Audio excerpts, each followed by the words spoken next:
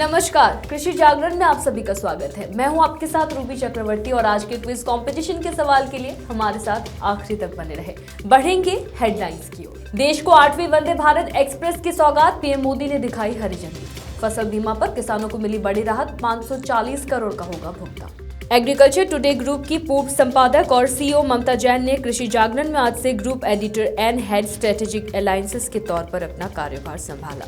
भोपाल में G20 के तहत थिंक 20 की बैठक शुरू, सीएम शिवराज सिंह ने किया स्वागत। कोटा में होगा 2 दिवसीय कृषि महोत्सव का आयोजन, नई टेक्नोलॉजी से उत्पादन बढ़ाना सीखेंगे 40,000 किसान। तमिलनाडु के रहने वालों के लिए अच्छी खबर, कृषि विभाग में निकली कई पदों पर भर्ती। यूनियन बैंक ऑफ इंडिया का बड़ा कदम, 150 कृषि ड्रोन एप्लीकेशंस के लिए लोन को मिली मंजूरी। केवीआईसी के अध्यक्ष मनोज कुमार का बयान, कहा मधुमक्खी पालन से फसल उत्पादन में 30% की वृद्धि। नेपाल विमान हादसे में सभी लोगों की मौत, रेस्क्यू ऑपरेशन जारी। पानीपत के किसानों के लिए खुशखबरी, 275 कृषि यंत्रों पर किसानों को मिलेगा अनुदान। पशु चिकित्सा विभाग ने शुरू किया पशु टीकाकरण अभियान, गांव-गांव में गाय को लग रहे हैं लंपी के निःशुल्क टीके। आधुनिक खेती से किसानों की आय दोगुनी, आधुनिक तरीके से खेती कर रहे हैं किसान। भारत सरकार का श्रीलंका को आर्थिक संकट में मदद, भारत ने 3.9 बिलियन अमेरिकी डॉलर की सहायता प्रदान की। आम आदमी को मिलेगी राहत, नहीं बढ़ेगी दालों की कीमत। 18 जनवरी से बढ़ेगी ठंड, गर्म शहरों में रिकॉर्ड तोड़ ठंड। बढ़ेंगे खबरों की ओर। देश को 8वीं वंदे भारत एक्सप्रेस ट्रेन मिली और ये ट्रेन सिकराबाद से विशाखापट्टनम के बीच चलेगी। ट्रेन इस 699 किलोमीटर के सफर को 8 घंटे में पूरा करेगी। ये ट्रेन रविवार को छोड़कर हफ्ते में 6 दिन चलेगी। ये ट्रेन सिकंदराबाद से निकलकर राजमुंद्री, विजयवाड़ा, खम्मम और वारंगल होते हुए विशाखापट्टनम पहुंचेगी। दक्षिण मध्य रेलवे के मुताबिक ये ट्रेन सुबह 5:45 पर विशाखापट्टनम से चलेगी और दोपहर 2:15 पर सिकंदराबाद पहुंचेगी। वहीं वापसी में ट्रेन सिकंदराबाद से दोपहर 3 बजे चलकर रात 11:30 पर विशाखापट्टनम पहुंचेगी। आंध्र प्रदेश में विशाखापट्टनम, राजमुंद्री और विजयवाड़ा स्टेशनों पर और तेलंगाना में खम्मम, वारंगल और सिकंदराबाद स्टेशनों पर इस ट्रेन का स्टॉपेज होगा। इस ट्रेन के किराए की बात करें तो केवल कंफर्म टिकट के साथ ही आप इस ट्रेन में सफर कर सकेंगे। वंदे भारत ट्रेन में ऐसी चेयर कार का किराया विशाखापट्टनम से सिकंदराबाद के लिए 1725 रुपए है, जबकि विशाखापट्टनम से राजमुंद्री का किराया 625 रुपए और विजयवाड़ा का किराया 960 रुपए है।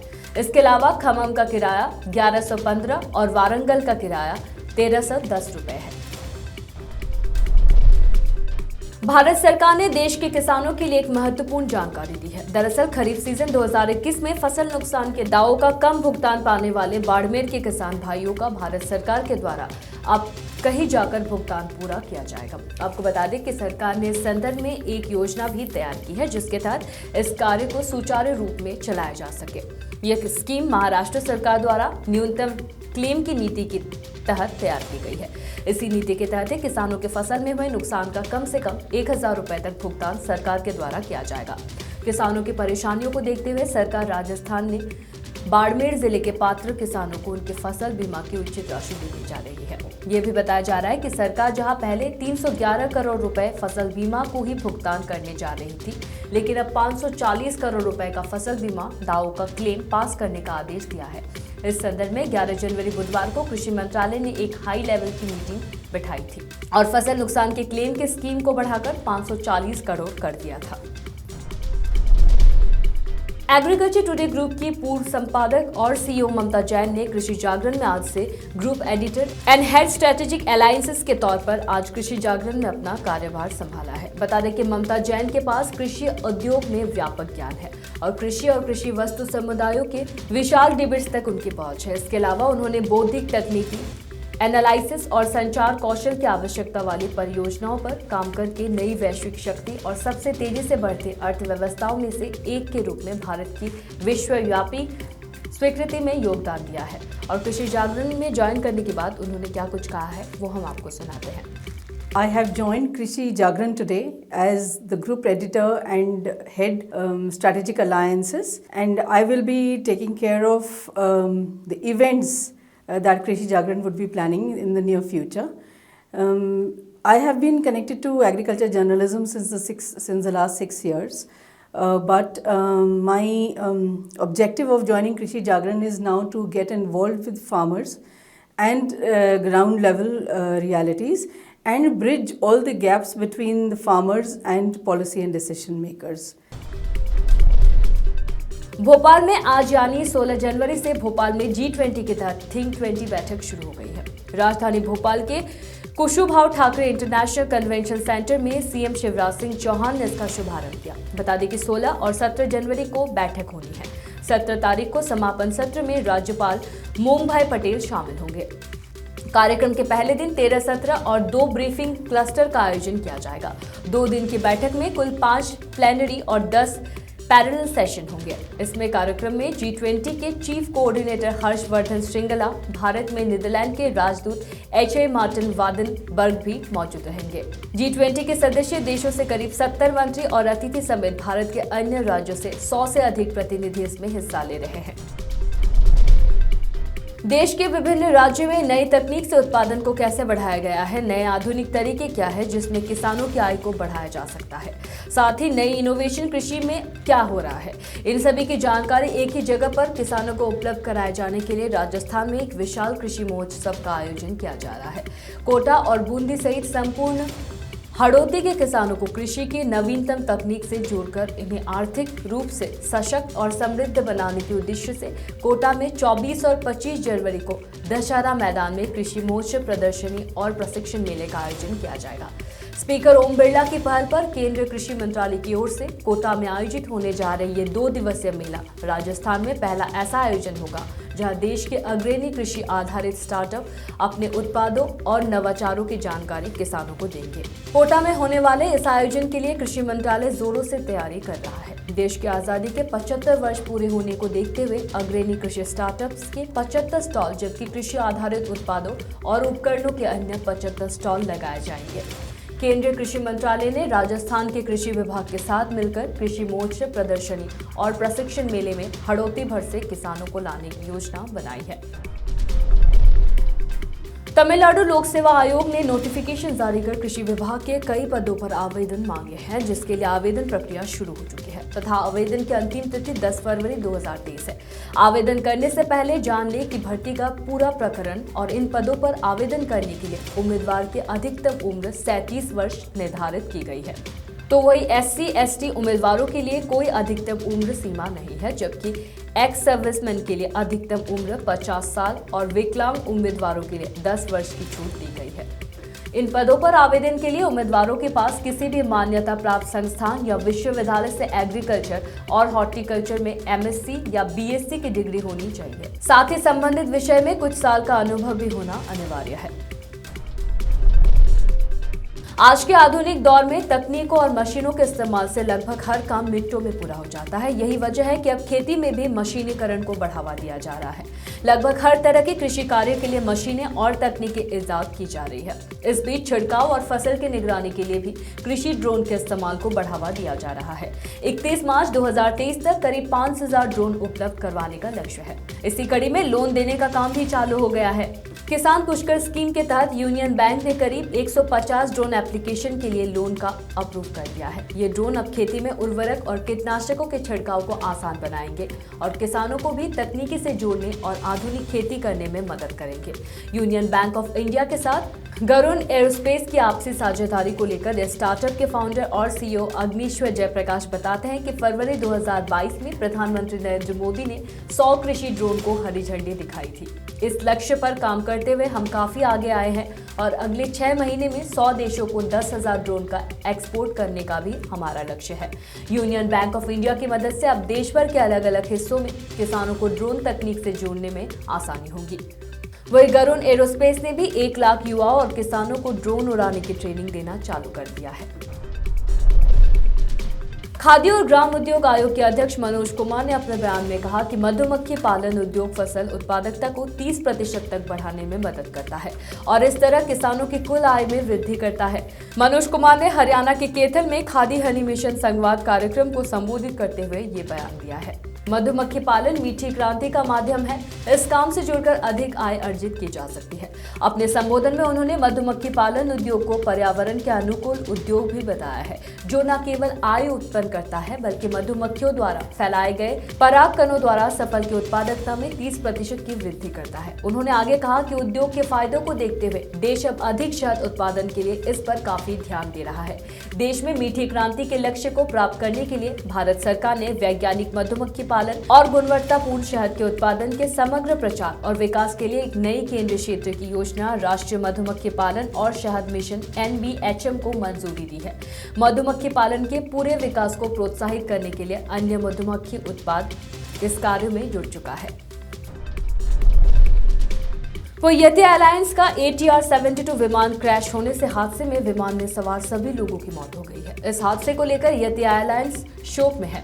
इसके चलते सभी नियमित फ्लाइट्स को 16 जनवरी 2023 तक के लिए रद्द कर दिया गया है। एयरलाइंस ने ट्वीट कर इस बात की जानकारी दी है। नेपाल विमान हादसे में 4 शव अभी भी लापता है। दुर्घटनाग्रस्त विमान में सवार जो 4 शव अब तक नहीं मिल पाए हैं, वो सभी बच्चे के होने की जानकारी दी गई है। अंतर्राष्ट्रीय विमानस्थल के महाप्रबंधक प्रेमनाथ ठाकुर ने बताया कि विमान में 2 साल से कम उम्र के 3 बच्चे थे और 10 साल से कम उम्र के 3 बच्चे सवार थे। अब तक सभी वयस्क पुरुष और महिलाओं के शव बरामद किए गए हैं और एक ही बच्चे का शव मिला है और बच्चों का शव होने के कारण ढूंढने में भी कठिनाई हो रही है।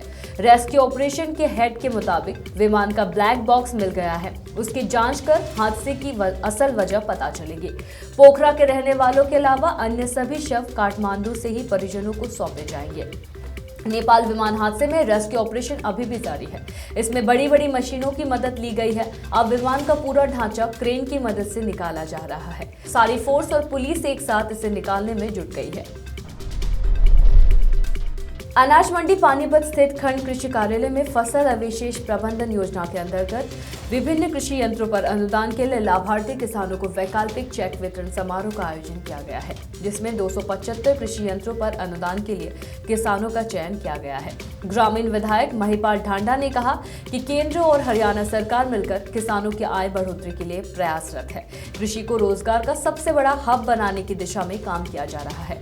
आज ऑनलाइन सिस्टम अपनाने से विभिन्न योजनाओं के कार्यान्वयन में पारदर्शिता आई है, जिसके फलस्वरूप किसान को संबंधित योजना का पूरा लाभ उसके बैंक खाते में ही प्राप्त हो जाता है। इसके लिए कृषि विभाग के अधिकारियों और कर्मचारियों का प्रयास भी सराहनीय है। उन्होंने कहा कि वे खुद एक किसान परिवार से ताल्लुक रखते हैं और किसानों को आने वाली विभिन्न समस्याओं से भली भांति वाकिफ है। इसलिए किसानों की समस्याओं को दूर करवाने और उनकी आय में बढ़ोतरी के लिए सरकार से पुरजोर पैरवी करते हैं। देश में कोरोना महामारी के बाद से कई तरह की खतरनाक बीमारियां सामने आ रही है। इसी में से एक लंपी वायरस भी है जो पशुओं पर अपना कहर बरपा रही है। बता दें कि इस वायरस के चलते अब तक देश भर में हजारों की संख्या में गाय अपनी जान गंवा चुकी है। लेकिन यह भी जानकारी मिल रही है कि कुछ राज्यों में इस बीमारी पर नियंत्रण पाया जा चुका है। वहीं कुछ राज्यों में इसका कहर अभी भी जारी है। देखा जाए तो बिहार में गायों में लंपी वायरस का खतरा अभी भी बना हुआ है।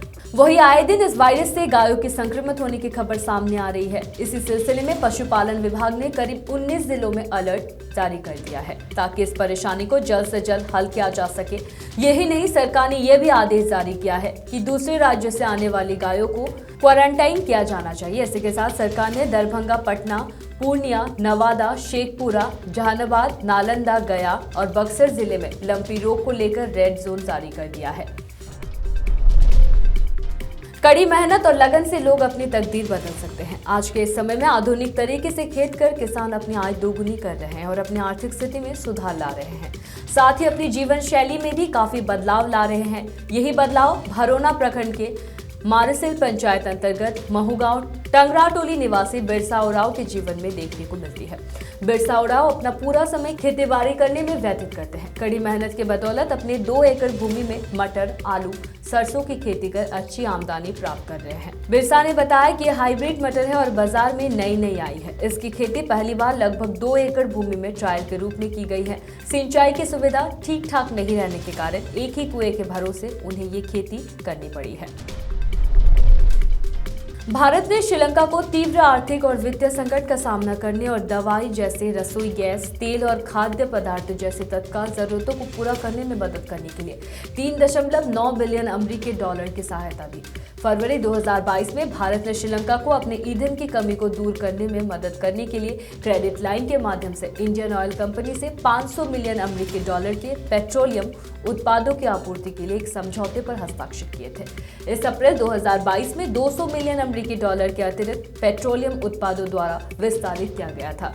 भारत की EXIM बैंक और भारतीय स्टेट बैंक ने आवश्यक वस्तुओं के आयात के लिए श्रीलंका को 1500 मिलियन अमेरिकी डॉलर मूल्य की निर्यात ऋण सुविधाएं प्रदान की है। भारत ने देश के विदेशी मुद्रा भंडार को संरक्षित करने में मदद के लिए श्रीलंका के साथ 400 मिलियन अमेरिकी डॉलर का समझौता भी किया। भारत सरकार ने देश में बढ़ती महंगाई पर नियंत्रण पाने के लिए कई तरह के अहम कदम उठाती रहती है ताकि महंगाई की मार से आम जनता को किसी भी तरह की तकलीफ का सामना नहीं करना पड़े। इसी कड़ी में केंद्र सरकार बाजार में बड़ी दालों की कीमत पर नियंत्रण पाने के लिए इनका बड़ी मात्रा में आयात करेगी। ऐसा करने से घरेलू बाजार में दालों की बढ़ी कीमतों से निजात मिलेगी। देश में दालों की कीमत पर काबू पाने के लिए केंद्र सरकार ने लगभग 10 लाख टन तुअर दाल को एक्सपोर्ट करने की अच्छी योजना तैयार की है। इस स्कीम की चर्चा हाल ही में कैबिनेट सचिव के स्तर पर वरिष्ठ अधिकारियों की बैठक के दौरान की गई थी। आपकी जानकारी के लिए बता दें कि दिसंबर 2022 में करीब 2 लाख टन अरहर दाल ठीक इसी तरह से योजना बनाकर आयात की गई थी। इसी क्रम में अब सरकार घरेलू उपलब्धता सुनिश्चित करने के लिए 10 लाख टन तक अरहर दाल का भी आयात करने जा रही है। देश के उत्तरी और उत्तर पश्चिम के कई इलाकों में शीतलहर का कहर जारी है, जिसके चलते कई शहरों में तो न्यूनतम तापमान 3 से 5 डिग्री सेल्सियस तक दर्ज किया जा रहा है। लेकिन वहीं देखा जाए तो दिल्ली NCR के कई इलाकों में ठंड का असर अब धीरे धीरे कम होने लगा है। ऐसे में ये भी अनुमान लगाया जा रहा है कि कुछ दिनों में दिल्ली में ठंड और कम होने की संभावना है। देखा जाए तो दिल्ली के कई इलाकों में तापमान कम हो रहा है, लेकिन कुछ इलाकों में अभी भी ठिठुरन का कहर जारी है। सुबह और शाम के समय दिल्ली में ठंड का असर साफ देखा जा सकता है, लेकिन वही दिन के समय ठंड में राहत देखने को मिल रही है। दिन के समय धूप अच्छे से खिली रहने की संभावना है। वहीं अगर हम तापमान की बात करें तो दिल्ली का न्यूनतम तापमान 3 डिग्री सेल्सियस और अधिकतम तापमान 19 डिग्री सेल्सियस तक के बीच रहने की संभावना जताई जा रही है। ये भी बताया जा रहा है कि दिल्ली और इसके आसपास सटे इलाकों में 17 या 18 जनवरी से ठंड में बढ़ोतरी देखने को मिल सकती है। मौसम विभाग की माने तो उत्तर प्रदेश के कई जिलों में इस हफ्ते से कड़ाके की ठंड में वृद्धि देखने को मिल सकती है। इसी सिलसिले में IMD ने प्रदेश में ठंड का अलर्ट जारी किया है ताकि लोग सुनिश्चित रह सके। फिलहाल इस समय यूपी के कई इलाकों में ठंड से राहत है। और आज FTV ऑर्गेनिक के क्विज कंपटीशन में आपके लिए सवाल है कि पूषा अनमोल और पूषा भैरव किसकी किस्में हैं। और आपके ऑप्शंस है नंबर 1 बैंगन, नंबर 2 आम, नंबर 3 मक्का, नंबर 4 पपीता। तो देर किस बात की है, फटाफट से इसका जवाब कमेंट करके जरूर बताएं और जीते FTV ऑर्गेनिक के डिस्काउंट कूपन और ढेरों इनाम। फिलहाल कृषि जागरण में मेरे साथ इतना ही। खबरों का सिलसिला जारी रहेगा। देखते रहिए कृषि जागरण। धन्यवाद।